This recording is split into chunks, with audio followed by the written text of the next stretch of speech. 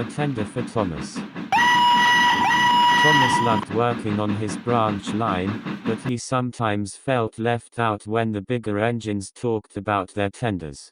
Gordon, Henry, and James often teased him about it. "You'll never be a proper engine without a tender, Thomas," said James one morning at Knapford.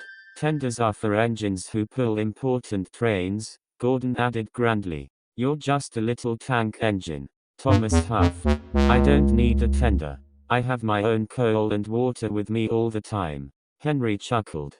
"That's just what an engine without a tender would say." Thomas scowled and ran off to fetch his coaches.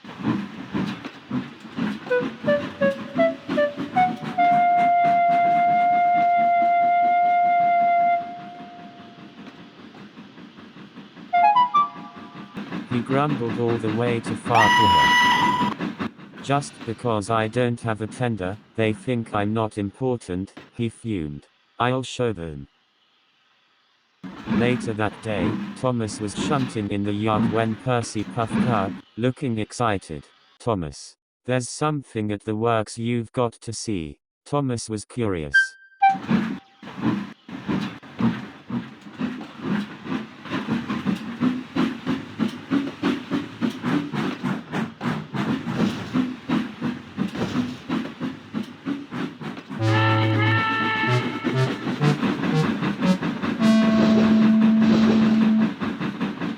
He hurried off and soon arrived at Crovan's gate. To his astonishment, sitting outside the works was a Fowler tender, painted bright blue, just like him. "That looks just like it would fit me," Thomas gasped. The works foreman overheard. "It's from an engine that was scrapped recently. We were going to repaint it for another use, but if you'd like to try it, Thomas, I'm sure the Fat Controller wouldn't mind." Thomas's eyes lit up. "Oh, yes, please." Soon, the tender was coupled behind him. Thomas felt bigger and stronger than ever. The next morning, Thomas proudly rolled into Knapford station with Annie and Claritin, and his tender. The big engines were speechless. Well, smirked James. "Looks like someone's been playing dress up." Thomas ignored him. "Now I'm a proper engine, just like you." But Thomas quickly learned that having a tender wasn't as easy as it looked. At the next station, he tried to run around his train, but the tender got in the way. "Oh, bother," he muttered. Shunting became a nightmare, and refilling his coal and water took much longer than before. That afternoon, as he tried to climb Gordon's hill, he realized something else. The tender made him heavier. He struggled up the incline, his wheels slipping.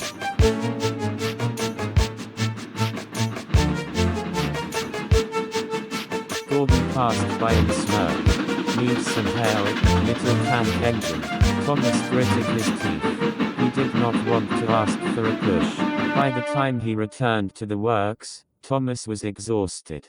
The tender had made his work slower, not better. The works foreman chuckled. "Not as fun as you thought." Thomas sighed. "I thought having a tender would make me grand like Gordon, but it only made my work harder. I think I'll stick to being a tank engine." The tender was uncoupled, and Thomas felt light and free again. He returned to his branch line, proud to be a tank engine. The next morning, James teased him again. "No more tender, Thomas." Thomas only smiled. "I don't need one. I have everything I need right here." Percy cheered. "That's the spirit, Thomas." And even Gordon had to admit, maybe tank engines aren't so bad after all. Thomas just laughed and set off happily down the line.